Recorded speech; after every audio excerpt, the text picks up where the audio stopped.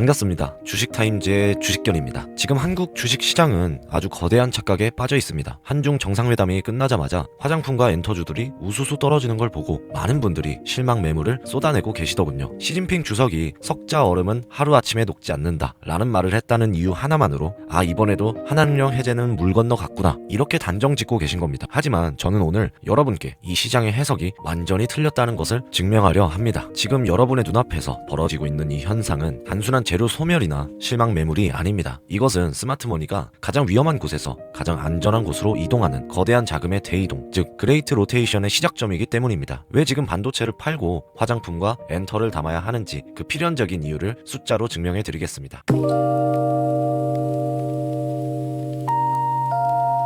먼저 우리가 냉정하게 봐야 할 것은 반도체 산업이 처한 진짜 위기입니다. 지금 시장은 반도체의 실적만 보고 환호하고 있지만 진짜 선수들은 반도체가 처한 인질극을 보고 있습니다. 현재 한국 반도체는 히토류의 90%를 중국에 의존하고 핵심 장비와 원천 기술은 미국에 의존하는 완벽한 이중 구속 상태에 빠져 있습니다. 흔히들 대체제가 없어서 좋다고 하지만 정치적으로 보면 대체제가 없다는 건 치명적인 급소입니다. 중국이 히토류 수출을 통제하거나 미국이 장비 반입을 막아버리면 삼성전자나 하이닉스는 스스로 방어할 수단이 전무하기 때문입니다. 그런데 여기서 더 무서운 건 바로 트럼프의 입입니다. 지난 1월 2일이었죠. 트럼프 대통령은 이란 사태와 관련해서 우리는 장전 완료되었고 발사 준비가 끝났다 라는 아주 섬뜩한 경고를 날렸습니다. 많은 분들이 이걸 중동 문제로만 생각하시는데 천만의 말씀입니다. 이건 다가오는 3월 미중 무역 딜 만료 시점을 겨냥한 광역 도발의 예고편입니다. 만약 3월 협상 테이블에서 트럼프가 세컨더리 보이콧이라는 핵폭탄급 버튼을 만지작거린다면 어떻게 될까요? 반도체 섹터는 그 즉시 멀티플이 박살날 수밖에 없습니다. 자본은 불확실성을 가장 혐오하거든요. 결국 지금 반도체는 총구가 겨누어진 호황인 셈입니다. 자, 그렇다면 이 불안한 반도체 판에서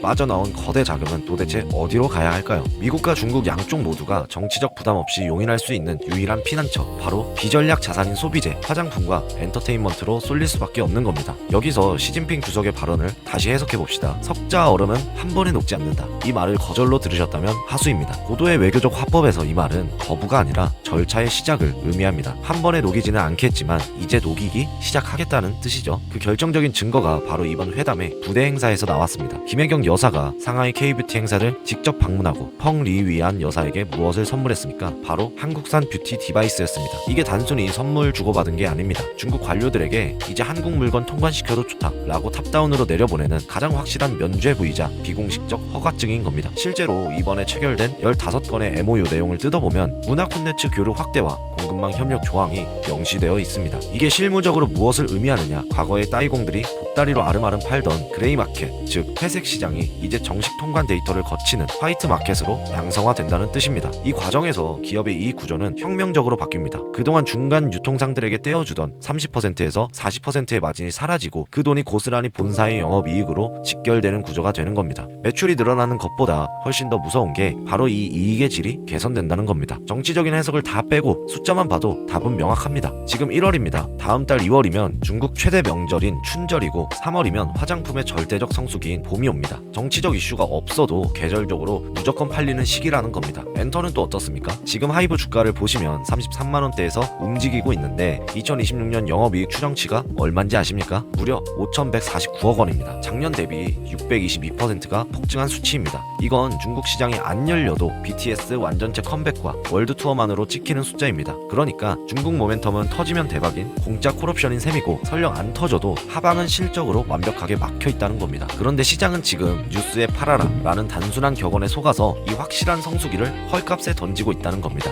이건 위기가 아니라 기회입니다. 하지만 여러분, 모든 소비재를 다 사라는 건 아닙니다. 중국 시장은 이제 가성비의 시장이 아니라 철저한 과시의 시장으로 변했습니다. 중국 로컬 브랜드들이 잠식한 중저가 시장은 쳐다도 보지 마세요. 우리가 노려야 할 것은 중국이 흉내낼 수 없는 확실한 기술적 해자가 있는 기업들입니다. 펑 리 위안 여사가 선물 받을 정도의 하이엔드 럭셔리 라인을 가진 아모레 퍼시픽이나 대체 불가능한 뷰티 디바이스 기술을 가진 APR, 그리고 전 세계가 열광하는 초대형 IP를 보유한 하이브, 이런 대장주들로 포트폴리오를 압축하셔야 합니다. 시장이 한한령 해제 실패라면 투매할 때가 바로 역발상으로 진입해야 할 가장 안전한 타이밍입니다. 지금의 음봉은 공포에 질린 개미가 스마트머니에게 물량을 넘겨주는 전형적인 손바뀐 구간이거든요. 결론을 맺겠습니다. 2026년 1월 현재 우리는 반도체라는 인질과 소비재라는 피난처 사이에서 벌어지는 거대한 머니무브의 초입에 서 있습니다. 있습니다. 트럼프가 언제 방아쇠를 당길지 모르는 이 살 얼음판 같은 3월을 앞두고 안보 리스크에 노출된 기술주만 고집하는 건 러시안 룰렛을 하는 것과 다름없습니다. 물론 한국 기술주를 말하는 겁니다. 미국 주식은 상황이 달라요. 반면에 한국장 화장품과 엔터는 계절적 성수기라는 확실한 붐과 실적 폭증이라는 펀더멘털, 그리고 정치적 안전지대라는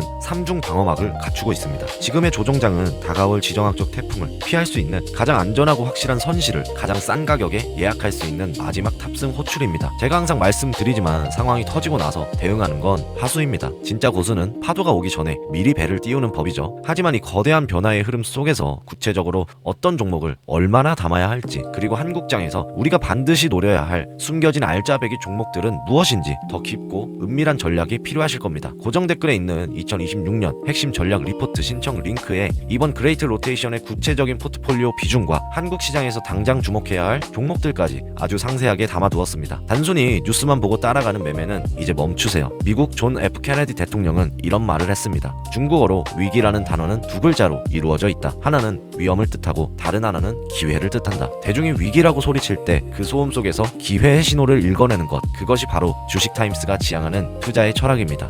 그리고 마지막으로 최근 일론 머스크의 인터뷰가 아주 뜨거운 감자죠. 단순히 경제 이야기를 떠나서 제가 본 아주 흥미롭고 소름 돋는 해석이 하나 있습니다. 다음 영상에서는 이 내용을 아주 깊이 있게 저만의 시각으로 파헤쳐 보겠습니다. 기대해주세요. 오늘 분석은 여기까지입니다. 감사합니다.